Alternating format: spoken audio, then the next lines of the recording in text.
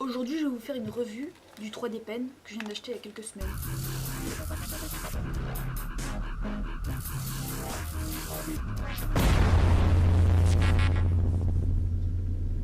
C'est un peu comme une imprimante 3D, sauf que c'est en stylo et c'est plus maniable, mais c'est moins cher et c'est moins détaillé qu'une imprimante 3D.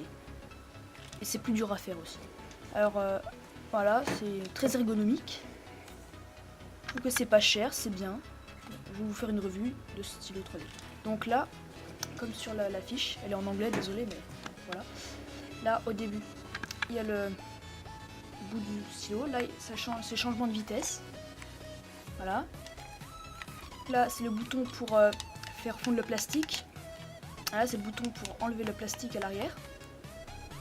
Là, il y a deux indicateurs avec deux diodes. Un changement de température. Là, il y a le trou où on met le plastique. Et là, il y a la source d'énergie avec. Alors, ça vient avec un adaptateur AC qu'on peut brancher à l'arrière du stylo, comme là. Voilà, et on branche dans les prises. Voilà, alors il y a un petit indicateur orange qui va apparaître. Et si on appuie sur la flèche de devant, il y a du rouge. Alors, il faut juste attendre qu'il y en ait un vert qui apparaisse, comme ceci.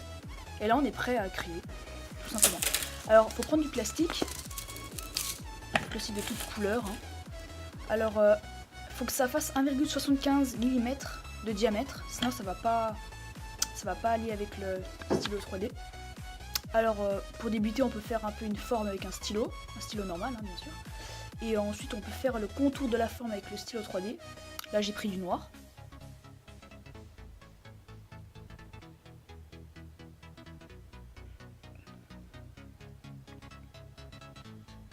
Voilà, je vais mettre en plus rapide parce que sinon ça va être trop longtemps.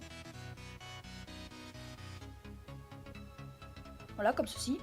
Ensuite, on peut juste remplir l'intérieur, comme quand on colorie une forme normale hein, sur papier. Voilà, en faisant des lignes bien droites, pour le faire le plus parfait possible.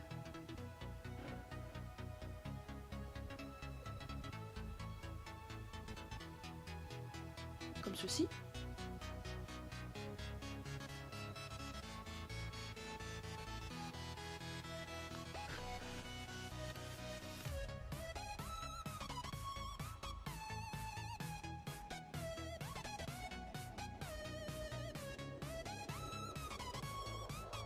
Une fois qu'on a fait ça, on peut refaire plusieurs couches, autant qu'on veut pour le faire plus solide.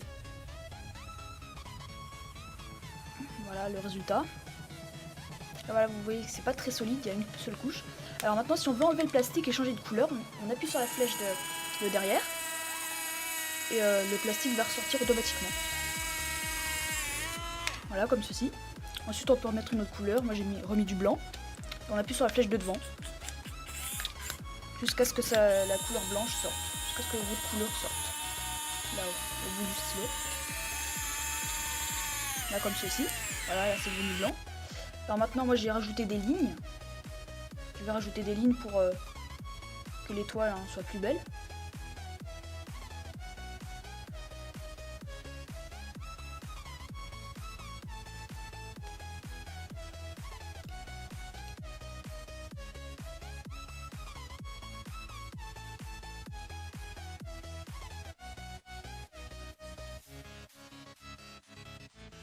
Après, si on veut des parois plus lisses, on peut la limer avec du papier de verre.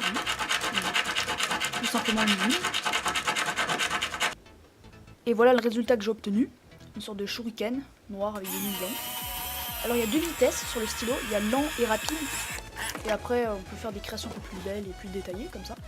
Ensuite aussi, grâce au fait que le plastique met longtemps à sécher, on peut coller deux morceaux ensemble. Par exemple là, je vais coller une roue sur la voiture. Là, je mets juste un peu de plastique fondu. Et avant que ça sèche, j'appuie l'autre morceau, donc la roue là, dessus. Et voilà. Mais après, ça nous empêche de faire des créations en l'air, 3D rapidement. Voilà tout ce que j'ai fait avec le stylo 3D depuis que je l'ai. J'ai trouvé que c'était super et c'était beaucoup moins cher qu'une imprimante 3D normale. Alors c'est précis, le plastique est solide, c'est pas cher et c'est facile à manier. Mais sinon, il y a toujours du plastique qui sort du bout du stylo et c'est sale et c'est un peu chiant. Et aussi le temps de séchage est trop long.